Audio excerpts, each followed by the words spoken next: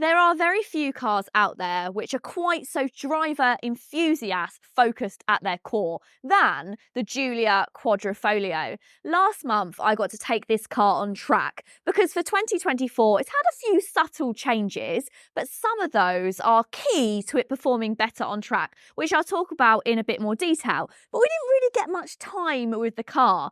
That was a great excuse for me to ask if Alfa could send it to me for a week. So, what does somebody who's not really into performance cars think about the Giulia Quadrifoglio? Well, that's what we're going to find out in today's video. So if that sounds good, then please keep watching. And if you like new car reviews and car content, then go ahead and hit the subscribe button. So let's start by talking about the very subtle changes for 2024 when it comes to styling, because blink and you will miss them. And let's talk about one of those significant changes, and that's the lights. So they've now changed to a 3-formation lighting signature. First in on the Alfa Romeo Tonale, and then moved across to the whole range. These are the new iconic lighting signatures, and I actually really like them. But elsewhere, it's pretty much business as usual, and that's no bad thing because this is a fantastic looking car. Of course, it has all those classic Alfa Romeo styling, which is this front triangle front grille. You've got the carbon splitter at the bottom there. And of course, you've got the side mounted plates. Now let's talk about the wheels for a second. And I'm going to highlight it because I'm sure you've already noticed it. This was not me. This was somebody who had this car before. And apparently Stevie Wonder has actually done the wheel repair on this wheel because they've not painted it to match yet, which is a real shame. But these wheels are some of my favourites. These are the teledial wheels, and then you've got the contrasting red brake calipers. They do feel very special. One of the things that I don't like is the fact that from standard, these get yellow calipers, but you have to change them to red if you want them to be red, which I think is madness. You just want those red as standard, surely.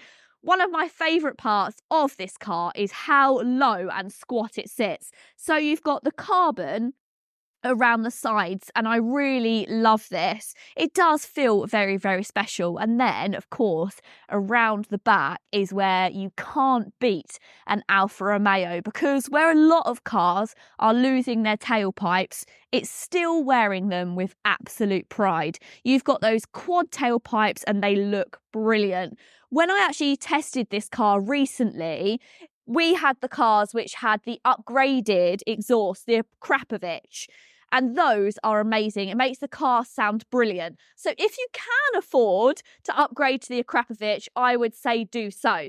You've of course got the really nice carbon spoiler as well, and otherwise it's just a very handsome looking car. The Quadrifoglio weighs just 1,660 kilograms, making it considerably lighter than a lot of its rivals. It's the same wonderful engine as before, a twin-turbo V6, which, following a 10 brake horsepower boost in this facelift, makes 512 brake horsepower at 6,500 RPM, plus the same 600 Nm of torque as before. This is enough to fire the Giulia Quad from 0 to 62 in just a mere 3.9 seconds. However, on closer inspection, the Giulia Quadrifoglio did have some flaws. As the German competition, particularly the M3, improved, these imperfections become more apparent. But now, Alfa Romeo has made significant improvements to address these issues. The result is a car that not only competes with the best sports sedans from Germany, but may even surpass them. There are 3 key areas which Alfa has improved on the Giulia Quad. At the back, there's now a proper mechanical limited slip differential in place of the previous E-diff, which never worked as well as it should. And at each end of the suspension, it's also had an overhaul. Still double wishbones at the front, multi-link at the rear, but these have been tweaked to provide a greater range of comfort and control. This isn't the first time, and it certainly won't be the last time when I say I'll take an Alfa Romeo over an Audi or a BMW any day. It's just the perfect combination for me of being old school while still having some new elements. So first of all, we'll very, very quickly talk about some of the changes they're very, very minimal inside here. But one of those is the new carbon on the dashboard and also on the center console. So before it was a glossy carbon like you have here on the steering wheel, but now it's more exposed. It's almost like a stitching. Now I quite like this, but it doesn't exactly feel like a carbon anymore. It feels just like a new style. That's no bad thing, but I think if you're looking for that premium carbon look, then you may prefer the outgoing design. The touchscreen has slightly changed, but I'm going to get the negatives out of the way straight away. I really dislike this touchscreen. It feels way too small for the car and it's not always the most responsive. Some things can be quite slow, like this, the map. And you do have the controls for controlling it down this center console, and you're going to need those because the touchscreen is a little bit obscured as well by the wheel. The wheel's quite big, so it's not really ideal. But let's face it, it's not about technology in this car, it's about raw driving pleasure. So I really don't think the touchscreen is going to put anyone off in particular. Another new change, however, is the new digital dashboard. And I know a lot of people like analog, and when we're talking about this car being quite old school, maybe analog suits it better. But personally, I really like the new digital instrument cluster, and I also like the way you have the lighting signature, which matches up with the rear and front light designs when you turn it on and off. It does feel quite special. Okay, so there's some of the negatives, the touchscreen and maybe the carbon fibre, depending on your personal preference. And now let's talk about all the brilliant things, and there is so much to love in this cabin. I absolutely love this steering wheel. This has got to be a highlight. You've got the leather and you've got the bits of Alcantara just on the sides, and then you've got the fantastic great big red start-stop button, and then these huge metal paddles behind the steering wheel. They do feel just so sporty and so racy. I also like the gear selector as well. You'll see in a lot of Stellantis products you've gone for a really not very nice kind of gear selector. It's small, it suits a lot of electric products, but I'm glad they still have a nice big gear selector. You've also got the Italian flag underneath it as well. And I also love the fact that you still have physical climate control dials. And everything is really easy to use in this cabin. It's all very driver focused. You have got a USB charger up the front here and some 12-volt charging, but if you want additional, that's also in the center armrest. You'll find a USB-C, a USB and an aux in here, and another 12-volt, so quite a lot of charging. You've also got a charger on the back of the armrest as well for the backseat passengers. So there is actually quite a few charging opportunities, as well as a wireless charging pad too. So pretty much that's going to keep all of the family occupied when it comes to charging. Storage is okay. Storage in that armrest, but it's not the most. 2 cup holders, you've got a little storage pocket up there, but again, it's probably not going to be the highlight of this cabin. The highlight is design, and for that, I think they've got it spot on. In the back, there's a reasonable amount of legroom, fractionally more than a BMW M3, and there's room for feet under the front seats. Headroom is merely okay, so if you frequently carry 6-footers, you might want to consider something like the Audi RS3 Avant. The Giulia's boot is actually a good size at 480 litres. It's identical to the one in the BMW M3. It's considerably more spacious than the boot in the Mercedes-AMG C63S, which at just 315 litres, because the hybrid batteries eat into the space.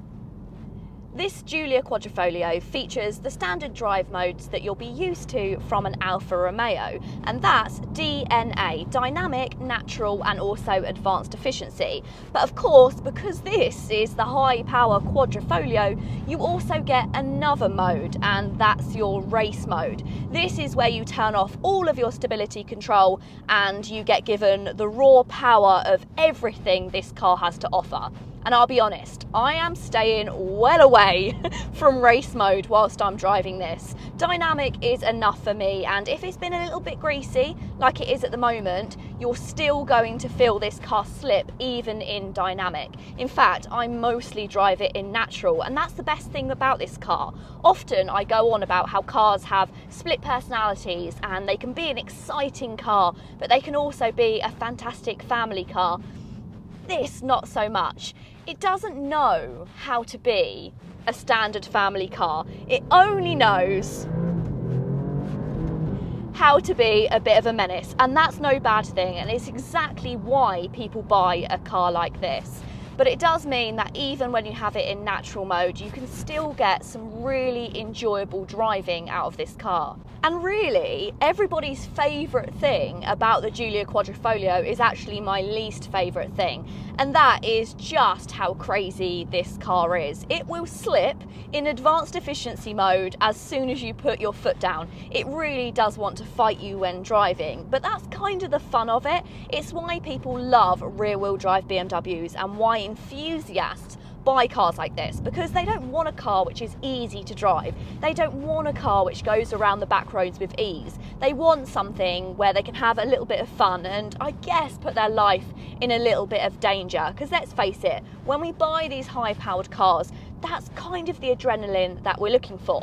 Not for me though, I'm going to stay in natural, but that's more than enough to still enjoy this car.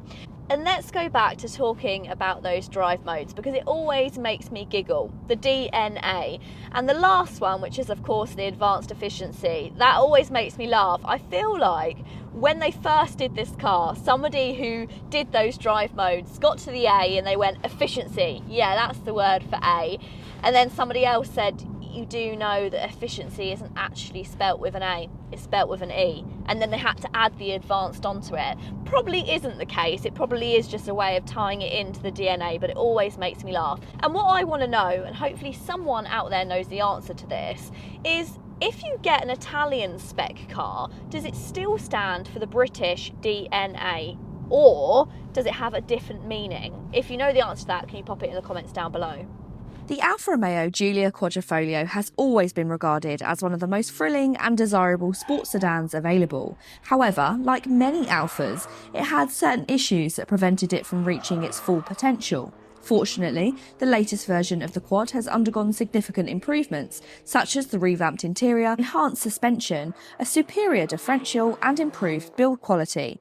As a result, most of the previous issues have been resolved, making it one of the most well-rounded sports sedans in any price range, even at £78,195. While the price of the Quadrifoglio may be double that of the standard Giulia, it still offers excellent value compared to its competitors. The BMW M3, for instance, starts at just over £80,000, and that can easily exceed £100,000 with optional extras. The Mercedes AMG C63S has a starting price of £98,000, placing it in a similar price range. The Audi RS4 Avant is a bit more affordable, starting at just over £70,000. But can become significantly more expensive with added features. It's always a pleasure to spend time with an Alfa Romeo, although if I had to pick the weather to spend with an Alfa Romeo, it wouldn't be the wet and the wind, as you can't really push them to their full potential. But who knows, when it comes to summer, maybe I'll have the chance to get back behind the wheel of one of these and maybe on track again, because it was my first experience, so I was holding back a little bit slightly. Probably so was the guy that was in the car next to me as well. But I have had such a fantastic time with this car. There really is not really anything else on the market which blends together that driver-focused engagement while still being quite stripped back when it comes to the climate control, when it comes to the infotainment, and just how the whole car is set up. But let me know, what do you think of the Alfa Romeo Giulia Quadrifoglio?